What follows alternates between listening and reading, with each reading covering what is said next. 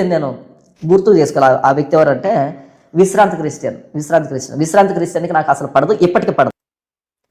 విశ్రాంతి క్రిస్టియన్ అంటే పడదంట, ఇప్పటికే పడదంట. ఆ వ్యక్తి పెంతెకోస్తు బ్యాక్గ్రౌండ్, ఇప్పటికీ ఆ వ్యక్తి టచ్ అని పడగొడుతున్నాడు. భవిష్యత్తులో ఖచ్చితంగా ఆ వ్యక్తి మీద నేను కౌంటర్ వీడియో చేస్తాను. గతంలో ఆ వ్యక్తికి నాకు డిబేట్ జరగాలి, కాకపోతే ప్రవీణ్ పాడాల గారి మరణంతో ఆ డిబేట్ ఆగిపోయింది. ఓకే, ఆ వ్యక్తి అంటే నాకు నచ్చదు, ఆ వ్యక్తి థియాలజీ నాకు నచ్చదు, ఆ వ్యక్తి భావజాలం నాకు నచ్చదు, పెంతెకోస్తు బ్యాక్గ్రౌండ్ నాకు నచ్చదు. Right, clear. కానీ ఆ విశ్రాంతి క్రిస్టియన్ కాల్ చేశాడు ఎప్పుడంటే పీక్స్ లో ఉన్నప్పుడు. నేను పీక్స్ లో ఉన్నాను, ఒక్కడినే అయిపోయాను, కంప్లీట్ గా ఒక్కడిని సింగిల్ అవుట్ అయిపోయాను అంతే. ఒక్కడిని అలా ఏంటి ప్రభు ఇదంతా అని నేను మొరపెట్టుకున్న టైంలో విశ్రాంతి క్రిస్టియన్ కాల్ చేసి ఒకటే అన్నాడు. ఆ వ్యక్తి కూడా ఎలా మాట్లాడు, బ్రదర్ నేను మీ టీచింగ్తో ఏకీభవించను, మీకు నాకు గతంలో కొన్ని విభేదాలు ఉన్నాయి, అయినప్పటికీ నేను ఎందుకు కాల్ చేశానంటే ఈరోజు ఉదయాన్నే నేను ప్రార్థన చేసుకుంటూ ఉంటే దేవుడు నాతో ఒక మాట చెప్పాడు. అలా దేవుడు చెప్తాడా ఇవన్నీ నేను పక్కన పెట్టేసిన సందర్భంగా, ఆ వ్యక్తి నాతో ఏం చెప్పాడు మాత్రం చెప్తున్నాను. ఓకే, దేవుడు నాతో ఒక మాట చెప్పాడు, అదేంటంటే ధైర్యంగా ఉండని జాన్ పాల్కు చెప్పు అని చెప్తున్నాడు అని చెప్పి. ఇది జరిగి 2 నెలలకు పైగా అయింది. కాబట్టి ఒకవేళ ఆయన ఏమన్నాడు అంటే ఇంతకు మీ జీవితంలో ఏం జరిగింది, మీరు ఏం చేశారు, ఏంటి ఇదంతా నేను అడగను, నాకు అనవసరం. దేవుడు నాతో ఏం చెప్తున్నాడు అంటే మీరు ధైర్యంగా ఉండండి అని చెప్తున్నాడు అని అన్నాడు. దిస్ ఇస్ కాల్డ్ మెచ్యూరిటీ, పరిణితి. ఏమన్నాడు? ఇది మెచ్యూరిటీ. అతని గురించి మాట్లాడుతున్నాడు. అతని గురించి మాట్లాడి విశ్రాంతి క్రిస్టియన్ అనే ఆ బ్రదర్కి దేవుడు చెప్పాడట ఇతడు బాధలో వేదనలో ఉన్నాడని. బ్రదర్ నువ్వు ఏ పాపం చేసావో ఏం చేసావో నన్ను అడగను కానీ ధైర్యంగా ఉండు అని చెప్పాడట. ఇది కదా మెచ్యూరిటీ అని అంటున్నాడు కదా. ఇప్పుడు విశ్రాంతి క్రిస్టియన్ అంటే ఇతనికి పడదంట, అతని సిద్ధాంతాలు నచ్చవంట, పెంతెకోస్తు బ్యాక్గ్రౌండ్ నచ్చదంట, వాటి మీద కూడా వీడియోలు పెడతాడట, కౌంటర్లు పెడతాడట. అంటే వీడిని ఏం చేయాలి తమ్ముడు? వీడిని కొల్లబడి చేయొద్దా? ఇప్పుడు ఇతడు వేదనలో బాధలో ఉన్నప్పుడు అతడు పలకరించినప్పుడు ఇది పబ్లిక్గా మాట్లాడడం అవసరమా? అంటే అనుకూలంగా మాట్లాడితే, ఎక్కడ అతనికి అనుకూలంగా మాట్లాడితే ఇతను వెంబడించిన వారు వెనక్కి వెళ్ళిపోతారు కదా. సో దాని కొరకు వీడు ఏం చేశాడంటే ఆ పెంతెకోస్తు బ్యాక్గ్రౌండ్ అంటే నాకు ఇష్టం ఉండదు, అతడు నాకు ఇష్టం ఉండదు, అతడికి నాకు పడదు, వాటి మీద కూడా నేను కౌంటర్లు చేస్తాను, టచ్ అంటున్నాడు. ఇప్పుడు డిబేట్ జరగాల్సింది ఉంది, ప్రవీణ్ పగడాల గారి మరణం అప్పుడు జరగాల్సింది ఆగిపోయింది, భవిష్యత్తులో జరుగుతుంది. కానీ అతడు దేవుడు చెప్పాడని చెప్పాడు, దేవుడు చెప్పాడా లేదా అది కాదు కానీ ఇది కదా మెచ్యూరిటీ అని అంటున్నాడు. నిజంగా నువ్వన్నట్టుగా విశ్రాంతి క్రిస్టియన్ అబద్ధికుడైతే, విశ్రాంతి క్రిస్టియన్ అనుసరించే పెంతెకోస్తు సహవాసం తప్పైతే, అతడి సిద్ధాంతాలు వాక్య వృద్ధమైతే వాడు ప్రభు ప్రేమను ఎందుకు చూపిస్తాడురా నీ మీద? ప్రభు ప్రేమను ఎందుకు చూపిస్తాడురా? నువ్వు ఆపదలో ఉన్నావు, ఇబ్బందులో ఉన్నావు, లేదా అవమానంతో ఉన్నావు, పాపములో పడిపోయావని నిన్ను అందరూ బాధ పెడుతున్నారని నువ్వు ఏడుస్తున్నావు రోజు. ఇప్పుడు అతడు నిన్ను ఆదరించాడా, ఓదార్చాడా, నీకు ధైర్యం ఇచ్చాడా? ఆ ధైర్యం ఇచ్చిన ఆ మనసు, ఓదార్చే ఆ మనసు, నిన్ను ప్రేమించే మనసు, నువ్వు ఏ పాపంలో పడిపోయో కూడా వివరాలు అడగకుండా ధైర్యంగా ఉండు బ్రదర్, దేవుడు నిన్ను నిలబెడతాడు అని అతడు చెప్పాడంటే అతడు అనుసరించే విధానం రైట్ అనా రాంగ్ అనరా? ఓకే, నువ్వు గొప్ప జ్ఞానం చెప్పేస్తానంటున్నావు, సత్యవాక్యం చెప్పేస్తున్నాను అంటున్నావు, నీవు చెప్పినట్టు బైబిల్ ఎవరూ చెప్పలేదు అంటున్నావు, అసలు ప్రతి దినము శోధనలోనికి తేక దుష్టుల నుండి తప్పించమని ప్రార్థన నేర్పించిందే నీవు, రికార్డుల మీద రికార్డులు క్రియేట్ చేసిన వాడివే నీవు, క్రైస్తవ్యాన్ని ఉన్నత శిఖరం మీద నిలబెట్టిందే నీవు. అలాంటి నీవు అదే విశ్రాంతి క్రిస్టియన్ నీ స్థానంలో ఉంటే నువ్వు పలకరిద్దువా? అదే విశ్రాంతి క్రిస్టియన్ ఒకవేళ నీలాగే కృంగిపోయి ఉండుంటే, నీలాగే వేదనలో ఉండుంటే, నీలాగే అవమానింపబడుతుండుంటే, నీవేమన్నా కాల్ చేసి maturity, this is call to maturity అన్నావు కదా, ఇది కదా నిజమైన క్రైస్తవ్యం అన్నావు కదా, ఇది కదా ప్రేమ అంటే అన్నావు కదా. మరి నువ్వు అదే నీ స్థానంలో విశ్రాంతి క్రిస్టియన్ అనే బ్రదర్ ఉండుంటే నీవు ఏమైనంత గొప్పడు అని చెప్పుకుంటారు. నువ్వు కనీసం ఫోన్ చేసి ధైర్యం ఇద్దువా? చెప్పరా? ధైర్యం ఇద్దువా? దొంగ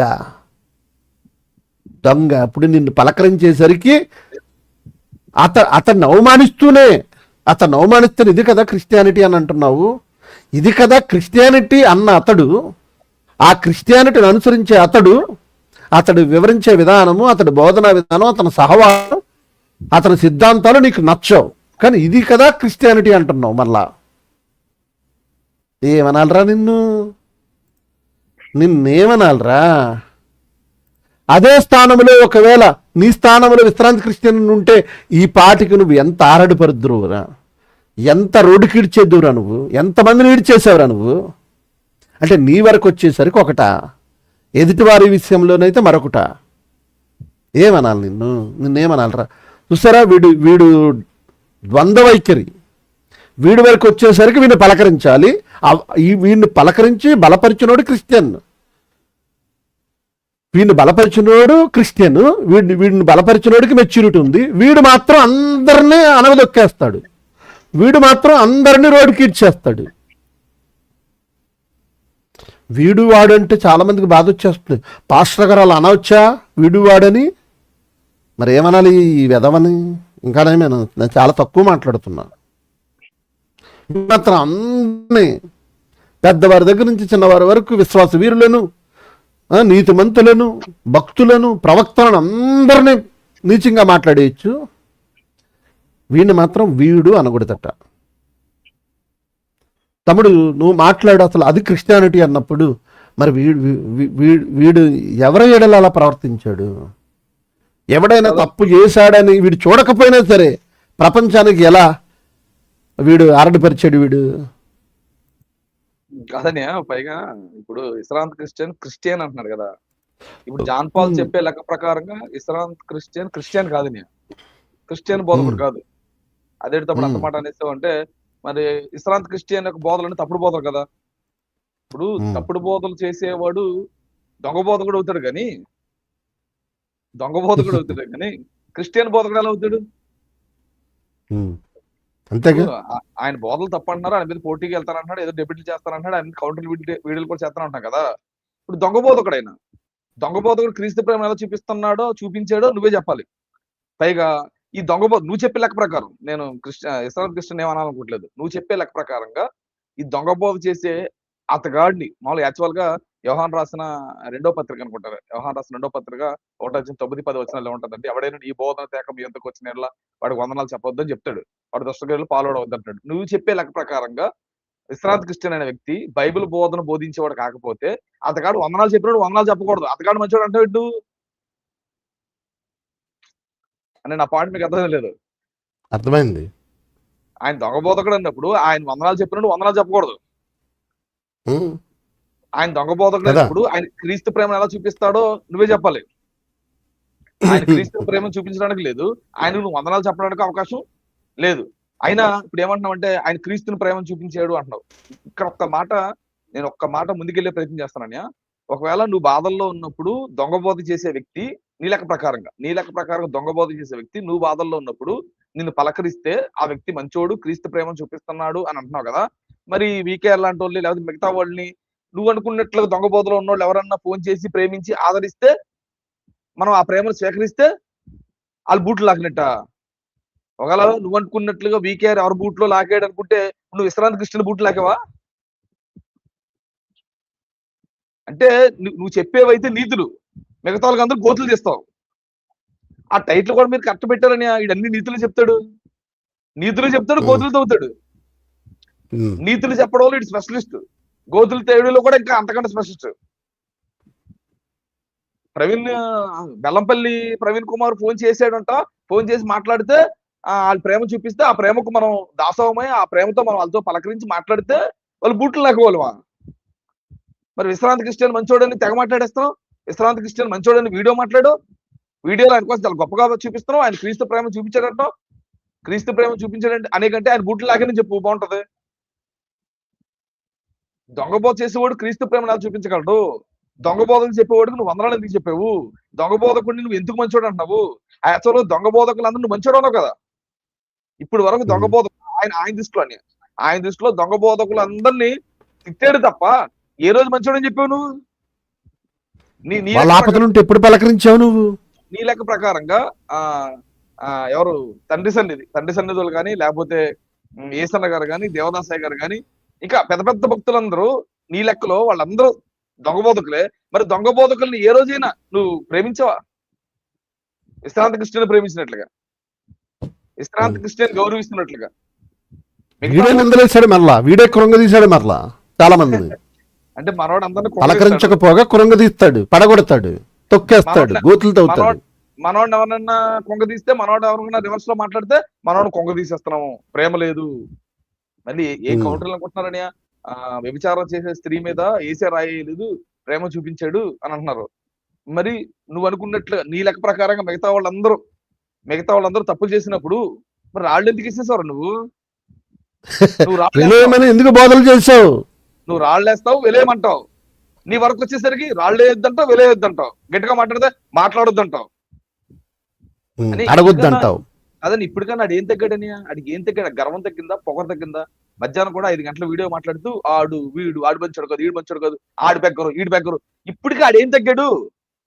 ఇప్పటికీ వాడి మీద సింపతి చూపించి, వాడి మీద జాలి చూపించి, వాడి మీద ప్రేమ చూపించి మాట్లాడొద్దని మాకు ఫోన్లు చేసి సలహాలు ఇస్తున్న వాళ్ళారా? వాడు ఇప్పటికీ ఎక్కడ తగ్గాడు? ఇప్పటికి అలా మాట్లాడుతున్నాడు కదా. అంటే నాకు అర్థమవుతుంది ఏంటని, ఇప్పుడు వరకు మనం వచ్చి దోస్ సరిపోలేదు అనుకుంటున్నాను, ఇంతకు మించి ఇవ్వాలేమనుకుంటున్నాను నేను. అంతే, పెంచాలి, డోస్ పెంచాలి. మనం డోస్ పెంచకే వాడి పొగరు ఇంకా అనగలేదు, వాడి గర్వం ఇంకా అనగలేదు, వాడి అహం ఇంకా అనగలేదు, ఇప్పటికీ ఎక్స్ట్రా మాట్లాడుతున్నాడు. మేము బెగ్గర్లమా? మేము బెగ్గర లేదు, నువ్వు వ్యభిచారం అంటారా? నువ్వు వ్యభిచారం ఒప్పుకుంటావు? నువ్వు వ్యభిచారం అని దేవుని పని కొరకు అడిగేమని చెప్తాను, ఒప్పుకుంటాం. నేను వ్యభిచారం చేసిన ఒప్పుకుంటావు? నువ్వు బహిరంగ ఒప్పుకుంటావు? నువ్వు ఇప్పటికీ మీరు చూపించే ఒక క్లిప్పింగ్ లోని అవన్నీ ఆరోపణలే, అవన్నీ నిందలే, నేను ఏం సొద్దపోస్తాను అంటున్నాడు మళ్ళీ. అదే ఓ పక్క నీ ఆడియోలు బయటకు వచ్చి నేను చేశాను, తప్పు ఒప్పుకున్నాను, దేవుడు నన్ను విడిచిపెట్టాడు, మా ఆవిడ నాకు విడాకులు ఇస్తానంటుంది, ఆవిడ కాళ్ళు పెట్టుకున్నానని నీ మాటలతో నువ్వే చెప్పి నేను సొద్దపోస్తున్నా, నా మీద నిందలేస్తున్నా అంటావారా? నీ మాటలు విని నీ వెనకాల ఉండే కొంతమంది ఆ చిన్న తోడేళ్ళు ఓ నాటకాలు ఆడుతున్నారేంటండు, ఎగిరెగిరి పడుతున్నారేంటి? నీ వాళ్ళే తోకలు కట్ చేయాల్సి వస్తుంది. ఈ రోజుకి అదే ఇప్పుడు నిజానికి విశ్రాంతి క్రిస్టియను అతడంటే, అతడి బోధల్లో, అతడి సిద్ధాంతాలు ఒప్పుకోకపోయిన ప్రేమ చూపించాడు చూడు, ఎంత గ్రేట్ అది. అలాగే ఎవరైనా చూపించావరన్నా, ఏ సేవకుని పక్షంగా నిలిచావు? నువ్వేరు అందరిని వ్యభిచారులుగా చిత్రీకరించావు, అందరిని దొంగలుగా చిత్రీకరించావు, అందరిని బెగ్గర్లు అంటావు. ఏమనాలరా నిన్ను? నేను గుర్తు చేసుకోవాలి ఆ వ్యక్తి ఎవరంటే విశ్రాంతి క్రిస్టియన్కి నాకు అసలు పడదు, ఇప్పటికీ పడదు. ఆ వ్యక్తి పెంతెకోస్తు బ్యాక్గ్రౌండ్, ఇప్పటికీ ఆ వ్యక్తి టచ్ అని పడగొడుతున్నాడు. భవిష్యత్తులో ఖచ్చితంగా ఆ వ్యక్తి మీద నేను కౌంటర్ వీడియో చేస్తాను. గతంలో ఆ వ్యక్తికి నాకు డిబేట్ జరగాలి, కాకపోతే ప్రవీణ్ పాడాల గారి మరణంతో ఆ డిబేట్ ఆగిపోయింది. ఓకే, ఆ వ్యక్తి అంటే నాకు నచ్చదు, ఆ వ్యక్తి థియాలజీ నాకు నచ్చదు, ఆ వ్యక్తి భావజాలం నాకు నచ్చదు, పెంతెకోస్తు బ్యాక్గ్రౌండ్ నాకు నచ్చదు, రైట్, క్లియర్. కానీ ఆ విశ్రాంతి క్రిస్టియన్ కాల్ చేశాడు ఎప్పుడంటే పీక్స్ లో ఉన్నప్పుడు. నేను పీక్స్ లో ఉన్నాను, ఒక్కడిని అయిపోయాను, కంప్లీట్ గా ఒక్కడిని సింగిల్డ్ అవుట్ అయిపోయాను అంతే. ఒక్కడిని అలా ఏంటి ప్రభు ఇదంతా అని నేను మొరపెట్టుకున్న టైంలో విశ్రాంతి క్రిస్టియన్ కాల్ చేసి ఒకటే అన్నాడు. ఆ వ్యక్తి కూడా ఎలా మాట్లాడు, బ్రదర్ నేను మీ టీచింగ్తో ఏకీభవించను, మీకు నాకు గతంలో కొన్ని విభేదాలు ఉన్నాయి, అయినప్పటికీ నేను ఎందుకు కాల్ చేశానంటే ఈరోజు ఉదయాన్నే నేను ప్రార్థన చేసుకుంటూ ఉంటే దేవుడు నాతో ఒక మాట చెప్పాడు. అలా దేవుడు చెప్తాడా ఇవన్నీ నేను పక్కన పెట్టేసిన సందర్భంగా, ఆ వ్యక్తి నాతో ఏం చెప్పాడు మాత్రం చెప్తున్నాను. ఓకే, దేవుడు నాతో ఒక మాట చెప్పాడు, అదేంటంటే ధైర్యంగా ఉండని జాన్ పాల్కు చెప్పు అని చెప్తున్నాడు అని చెప్పి. ఇది జరిగి 2 నెలలకు పైగా అయింది. కాబట్టి ఒకవేళ ఆయన ఏమన్నాడు అంటే, ఇంతకు మీ జీవితంలో ఏం జరిగింది, మీరు ఏం చేశారు, ఏంటి ఇదంతా నేను అడగను, నాకు అనవసరం, దేవుడు నాతో ఏం చెప్తున్నాడు అంటే మీరు ధైర్యంగా ఉండండి అని చెప్తున్నాడు అని అన్నాడు. దిస్ ఇస్ కాల్డ్ మెచ్యూరిటీ, పరిణితి. అందరి జీవితాల్లోనేమో నువ్వే నిందలు చేసి, ఆరోపణలు చేసేసి, గుడ్డకాల్చి మొహం మీద వేసేసి అందరినీ దోషులను చేసేస్తావు. ఇప్పుడు నీ వరకు వచ్చేసరికి నిన్ను పలకరించకపోతే మెచ్యూరిటీ లేదు, నిన్ను ఆదర్చకపోతే క్రిస్టియన్ కాదు, అంతేగా. ఇది ఇప్పుడు విశ్రాంతి క్రిస్టియన్ మాట్లాడింది చూద్దామండి. విశ్రాంతి క్రిస్టియన్ గారు మరి క్రీస్తు ప్రేమ కలిగిన వాడు కనుక అతడు ఉన్న విశ్రాంతి క్రిస్టియన్ చూపించే ముందు నేను ఒకటి అడుగుతున్నాను. ఇప్పుడు విశ్రాంతి క్రిస్టియన్ ఇన్ని బలపరచన ఫోన్ చేసాడు కదా, ఎప్పుడు అందరూ ఇన్ని దాడి చేస్తున్నప్పుడు, దాడి తట్టుకోలేకపోతున్నప్పుడు, పీక్స్ లో ఉన్నప్పుడు అంటే అదే అని మనం అంతా దాడి చేస్తున్నాం కనుక ఆయన ఇబ్బంది పడుతూ ఉంటే ఫోన్ చేశాడా, లేదా నువ్వు పాపం లేదు లేదు లేదు లేదు. ఇది ఇప్పుడు కాదు, 2 నెలల క్రితం, 2 నెలల క్రితమే ఇతడి మీద 2 నెలల క్రితం అంటే ఇలా వీడియోస్ ఎవరు దాడి ఏం చేయలేదు, దీని మీద ఎవరు ఇబ్బంది పెట్టలేదు. 2 నెలల క్రితం ఈయన బాగా ఇబ్బంది పడుతున్నాడు, బాగా కుంగిపోతున్నాడు అంటే ఖచ్చితంగా అప్పుడు పాపంలో కుంగిపోతున్నాడు అన్నది వాస్తవం. అయితే అంటే పాపం ఏదో పాపం చేసి కుంగిపోతున్నాడు కనుక పాపంలో తమ్ముడు 1.5 year గా 1.5 year గా వీడు అమ్మాయిలతో తిరుగుతున్నాడు. వీడి పెద్ద కామాంధుడు అన్న సంగతి ఈ రోజు నిరూపణ అవుతుంది. కంగారు పడకు. ఆమె 2 ఎవరో, ఆమె 2 ఏంటనేది తెలిసిపోతుంది. నేను చెప్తాను కదా, నేను ఉన్నానుగా.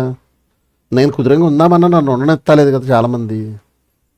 అరే సైలెంట్గా ఉందామనుకున్న సమయంలో మీరు సైలెంట్గా ఉంటే కుదరదు, ఇదిగో వేయండి అంటున్నారు. ఏం చెప్పను నేను.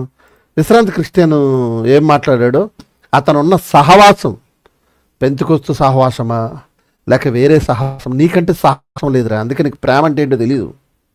ఆపదలో ఉన్న వ్యక్తిని పలకరించడం తెలియదు, కురింగిపోతున్న వ్యక్తిని పరామర్శించడం తెలియదు. మరి మీకు తెలుసా అంటే ఇప్పుడు నిన్ను బట్టి, నువ్వు వ్యవహరించే తీరును బట్టి మాట్లాడుతున్నావు. అందరూ మాట్లాడినప్పుడు మేమరా సపోర్ట్ చేసాం నిన్ను. అతని వ్యక్తిగత విషయాల జోలికి మేము వెళ్ళడం లేదు. వాక్యాన్ని వక్రీకరిస్తున్నాడు, అదే మాత్రం చూస్తున్నాం. ఎందుకు వక్రీకరిస్తున్నాడు అంటే అతని మీద వచ్చిన ఆరోపణలు నిజమే అని మేము ఆ రోజు చెప్పాం, అవే నిజాలయ్యాయి. చూడండి విశ్రాంతి క్రిస్టియన్ ఏం చెప్పాడు. నేను ఒక రాత్రి సడన్ గా యూట్యూబ్ ఇలా స్క్రోల్ చేసినప్పుడు ఒక క్లిప్ నాకు కనబడింది. ఆ క్లిప్ లో జాన్ పాల్ ని నేను చూశాను. చూడగానే అతని ఫేస్ చూడగానే పరిశుద్ధాత్మ దేవుడు కొన్ని ప్రేరేపణలు నా మనసులోకి తీసుకొని రావడం జరిగింది. ఆ సమయంలో జాన్ పాల్ చాలా దుఃఖంలో, చాలా వేదనలో, చాలా డిప్రెషన్ లో ఉన్నట్లుగా, ఒంటరిగా ఉంటూ ఏదో మనోవేదనతో కుమిలిపోతున్నాడు అని పరిశుద్ధాత్ముడు నాకు ప్రేరేపించారు. ఉదయం లేచి నేను ప్రార్థన చేస్తున్నప్పుడు అతనికి ఫోన్ చేసి కొన్ని విషయాలు చెప్పమని దేవుడు నన్ను బలంగా ప్రేరేపించినప్పుడు వెంటనే నేను జాన్ పాల్కి ఫోన్ చేసి, అది మే నెల 12వ తారీఖున నేను జాన్ పాల్కి కాల్ చేశాను. కాల్ చేసి, బ్రదర్ మీకు నాకు సిద్ధాంత విషయాల్లో చాలా భేదాలు ఉన్నాయి, మీ బోధలలో చాలా వరకు నేనైతే అంగీకరించను. అయితే మీ మీద కొన్ని ఆరోపణలు వస్తున్నట్లుగా కొన్ని థంబ్నెయిల్స్ నేను చూస్తున్నాను. అయితే ఏం జరిగిందో ఏమి జరగలేదో నాకైతే తెలియదు, నేనైతే పట్టించుకోవడం లేదు. ఇప్పుడు ఏం జరిగింది బ్రదర్ అని కూడా నేను ఏ విషయాలు అడగడం లేదు. అవి నాకు ప్రస్తుతం అన్నెసెసరీ విషయాలు. అయితే ఒకవేళ మీరు ఏమైనా పాపం చేసి ఉంటే మీకు తెలుసు, మీరు ప్రార్థన చేసుకోండి, దేవుడు క్షమిస్తాడు. అయితే మీరు ఇప్పుడు పాపం చేశారని నేను అనడం లేదు, పాపం చేయలేదు అని కూడా నేను అనడం లేదు. అసలు ఆ విషయాలు అయితే నాకు తెలియదు, నేను తెలుసుకోవాలని కూడా నేను అనుకోవడం లేదు. అయితే ఈ సందర్భంలో నేను కాల్ చేసింది ఎందుకనంటే, మీరైతే చాలా కుమిలిపోతున్నారు, చాలా దుఃఖములు ఉన్నారు, మీరు ధైర్యంగా ఉండండి అని ఒక విషయం దేవుడు చెప్పమని నా హృదయంలో ప్రేరేపణ పెట్టారు. కాబట్టి ఆ విషయాన్ని చెప్తున్నాను. కాబట్టి బ్రదర్ ధైర్యంగా ఉండండి, కుమిలిపోకండి, నిరాశలో నిస్పృహలోకి వెళ్ళిపోకండి. దేవుడు బలపరచువాడు, ధైర్యపరచువాడు. దేవుడు మిమ్మల్ని బలపరుస్తాడు, దేవుడు స్థిరపరుస్తాడు, ప్రతి పరిస్థితుల నుంచి మిమ్మల్ని విడిపిస్తాడు అని జాన్ పాల్ కి చెప్పడం జరిగింది. ఇప్పుడు ఇలా చెప్పాడు గనక ఆయనకు మెచ్యూరిటీ ఉంది, ఆయన క్రిస్టియన్. కానీ అతను సహవాసం అంటే ఇష్టం ఉండదు, అతనంటే ఇష్టం ఉండదు. ఇదే మెచ్యూరిటీ ఇతరుల ఏడలు ఇతనికి ఉందా అనేది నా ప్రశ్న. అందుకు చూపించాను ఇది.